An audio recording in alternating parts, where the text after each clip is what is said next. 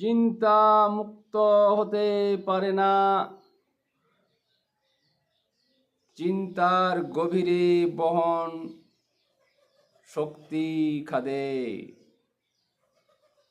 পরিণত হয়। স্রোতের ন্যায় বইতে গিয়ে কোথায় চলে যায়, চিন্তাটির প্রকার অনুসারে অন্তর্ভুক্ত হয়। তাই চিন্তা খুব সাবধান, যেন নীতির বাইরে না যায়।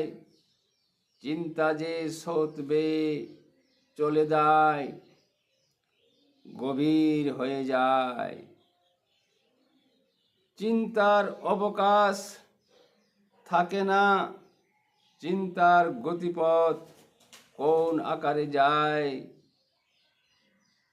অন্তবিহীন চিন্তাধারা পান্ত তার নাই। কোন গতিতে কোন ধারাতে কোথায় বয়ে যায়, চিন্তা মুক্ত হতে পারে না।